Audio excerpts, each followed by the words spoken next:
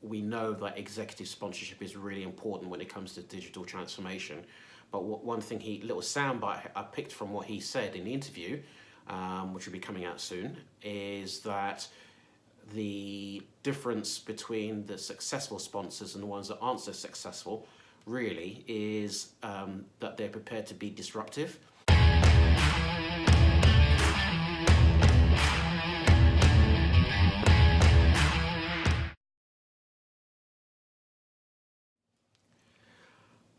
Hi everybody, it's Larry Anderson from Embrace Change Projects, just bringing you the second in my series of vlogs, just about things I'm doing with my various projects, which is Embrace Change Projects, which is my main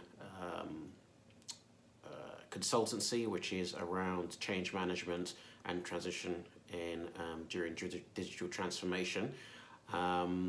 And also around Right Brain Stories, my podcast about creatives, inspiring other creatives to not be scared and to move forward in their careers. And then also the other aspect of the project, which is my digital culture change podcast. So yeah, what I'm going to talk to you about is the interview that I carried out with Steve Prokopiou, who is ex-head or director of professional services for EMEA and at some time Asia for Tableau, the business intelligence and analytics visualization software company. I'll also talk to you about my adventures in trying to record, edit and publish my first vlog. I'll talk to you also about my series, first of my series, Tweet of the Day, which was quite inspiring, and then I'll also talk to you about my how I use Google to help me with the vlog publishing, and also throwing a little bonus there about I'll tell you later, it's a surprise. So firstly, yes, so interview with Steve Prokopiou briefly. He talked about a couple of points that I'd like to highlight. One is that, we know that executive sponsorship is really important when it comes to digital transformation.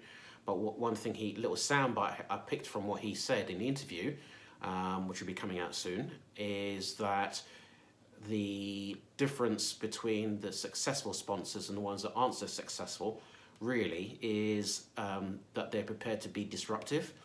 So I thought that was quite interesting, and you can hear more about that on the Digital Culture Change podcast. But I thought that was really good.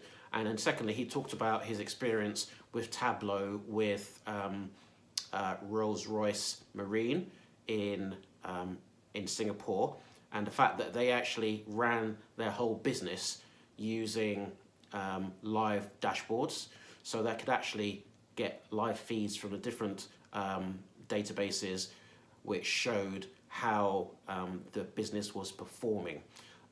So that was quite good and a really great example. Also, Steve is a chap who gave me this book, Give and Take. And I haven't started reading it yet, but it's by a chap called Adam Grant. And the blurb on the back says, using his own cutting-edge research as a professor at Wharton Business School, as well as success stories from Hollywood and to history, Grant shows that helping others can lead to greater personal success. So look forward to digging into that book. I'll keep you posted. The other thing that's my little bonus was that I might have mentioned that I was using people per hour to find freelance transcribers for my podcast and my various video properties, and I had within about 24 hours I had about 16 or so responses, all very good. And it started getting me thinking, as I started to read through, I started to get me think about how people make decisions about freelancers, having never employed one myself before. But I really do need to, because I haven't got time to do all the things I want to do, and so outsourcing seems like the best thing to do. But the thing that differentiated the people that I thought would be good for it were the couple of people that actually did social science postgraduate courses, which I did as well. And my original degree was in chemistry, but my master's later on in life was in mass communication. And so coming from the social science background, I think that kind of chimed with me. So it just shows the power of being able to engage with people and finding a common ground with them if you're trying to sell to them, especially in this day and age when there is so much, everything is so commoditized in terms of skills, etc.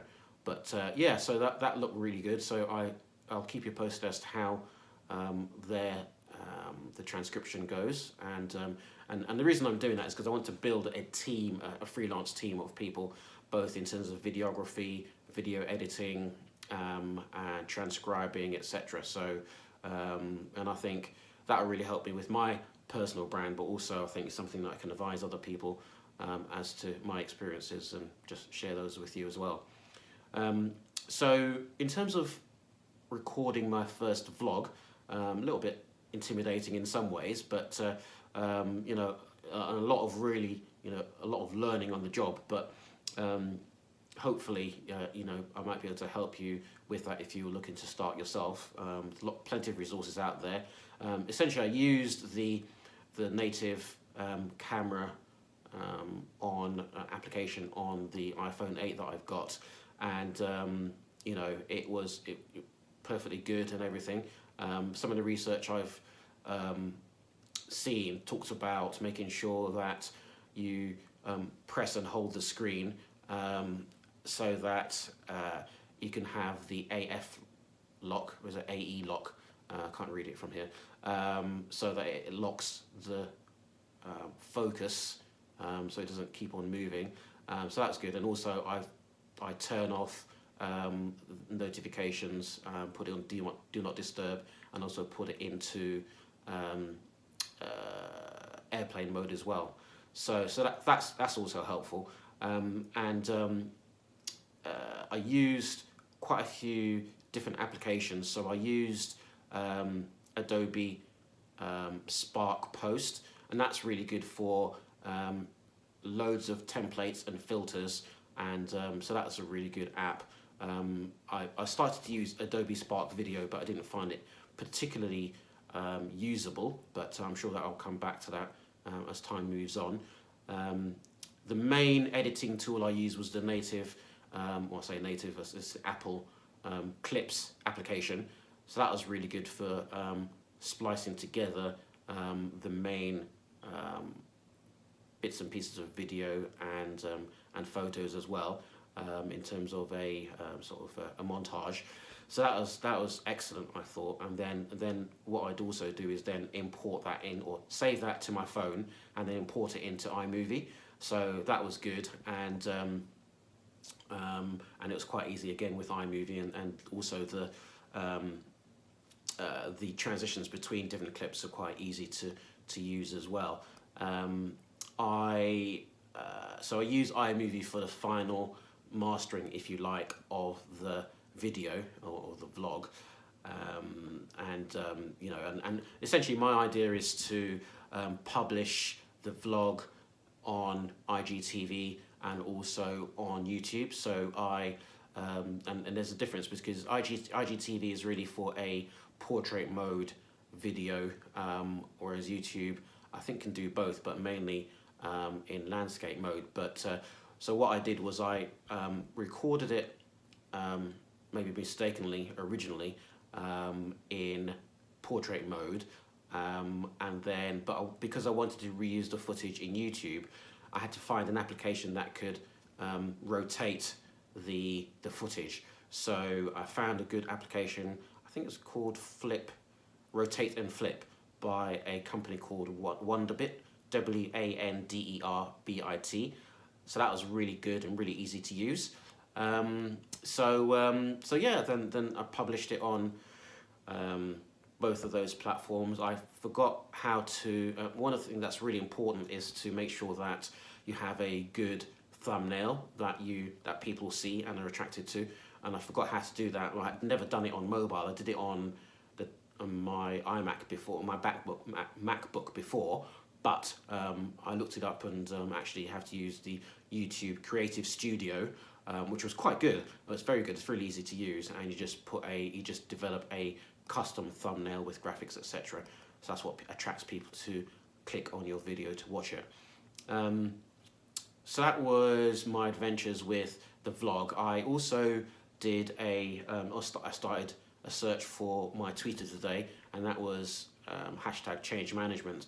And the first thing that came up actually was really interesting. It was by a company called Culture Amp, who have a employee engagement platform, and they use the example, or their case study was with Air BnB, and it talks about their culture, and their culture, and their soundbite really is around belong anywhere, and they want to extend that to their employees as well. So to the extent where this interview was with their global head of employee experience, a chap called Mark Levy.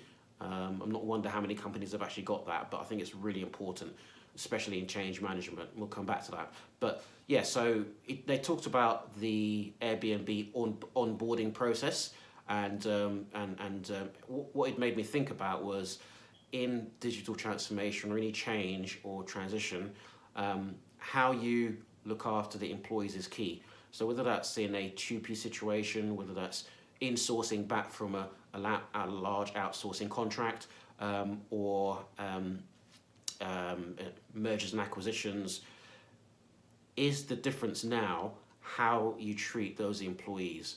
And it's one thing to bring them in and advise them, you can train them, etc. But how do you improve, how do you measure the employee experience? Because at the end of the day, the transaction, the implementation of new software, digital transformation depends on people.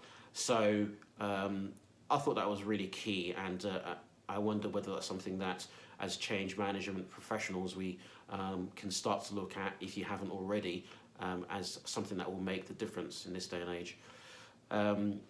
So I thought there were some really good sound bites from that, which you'll see on my Instagram feed for Embrace Change Projects. And then finally, some of the ways that I used Google yesterday were just around some of the work I was doing. So how I used Google was around Gordon Banks. I heard that Gordon Banks died, so I was actually quite upset at that. And the thing about that is that when I'm only about 5'8", but when I was young, I was quite a good goalkeeper in terms of football or soccer, as our American cousins like to call it. But the Gordon Banks was obviously a hero of mine because of that. I mean, I was born in 1966, and I know I don't look it, but the Gordon Banks was a hero of mine, and it made me feel quite emotional, only because I think because when I was younger, it was something I was quite good at. And when you're quite good at something, it holds a special area of nostalgia in your heart. Maybe that's just me, I don't know. The other thing I looked at was 4Ds. Gary Vaynerchuk, who is a real influencer in the area of attention, and the fact that the mobile phone is the new television, and you've got all the different channels, which are social channels, and we all know how many hours we spend on our mobile phones per day. So that's where our attention should be, and our marketing and our personal branding, or our organizational branding, should be focused on the channels where people are paying attention to. And he has a consultancy called 4Ds, a daily digital deep dive, where he invites companies to come in. I think it's smaller organizations. I think it's 10 grand a day, and to get the value of the wisdom from him and his trusted advisors in terms of their digital strategy. But what was interesting about that is when they sent the email to me, because I'm signed up to his email list, they have FAQs, but FAQs are actually on Medium, the blog platform, And I thought that was really interesting because you can use Medium just to almost define your organization or define your area of skill set, as well as publishing original pieces of blog content.